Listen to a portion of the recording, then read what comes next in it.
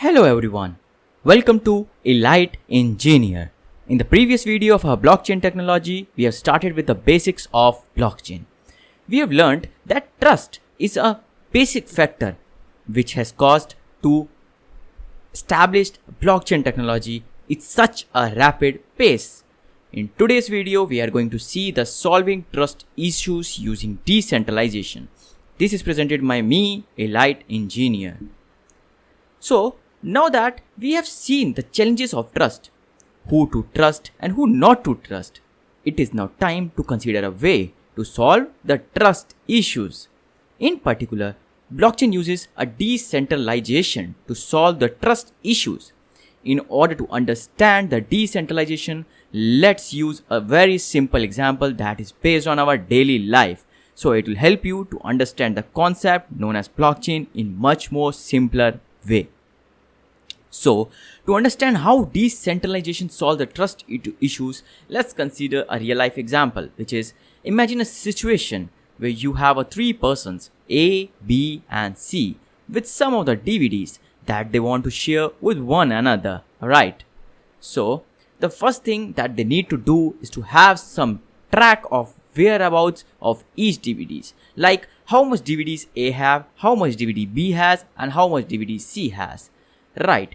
So of course the easiest is for each person is to keep track of what they have borrowed and what they have lent, but since people inherently do not trust each other, this approach is not very popular among three persons.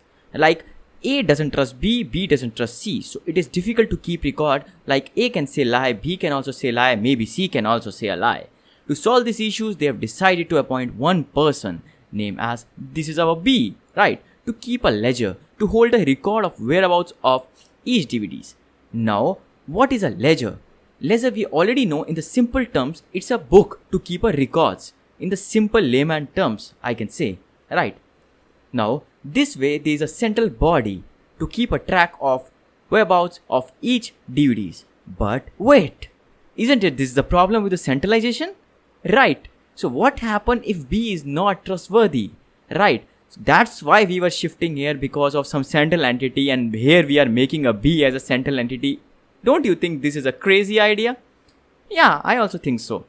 So turns out that B has a habit of stealing DVDs, right? And he is in fact can easily modify the ledger to erase the record of the DVD that he has borrowed. So there must be a better way. And then someone has an idea. Okay, I got the idea. Why not let everyone keep a copy of the ledger? So instead of giving the B the ledger, I can give A and C also the ledger.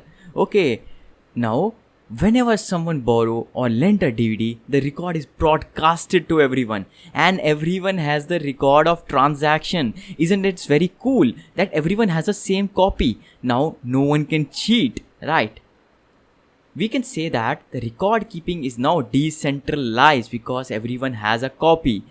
We now have three persons holding the same ledger. But wait a minute. What if A and C conspire to change the records together so that they can steal the DVD from B? Oh my god, this is a problem I didn't thought about. Since majority wins, as long as there is more than 50% of the people with the same record, the other would have to listen to the majority.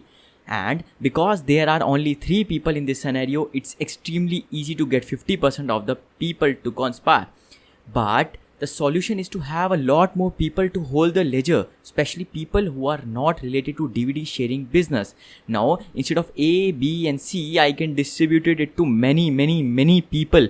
So, in blockchain, it is distributed among various computers distributed all over the globe, which makes it difficult for people to change the record, change the ledger we can say.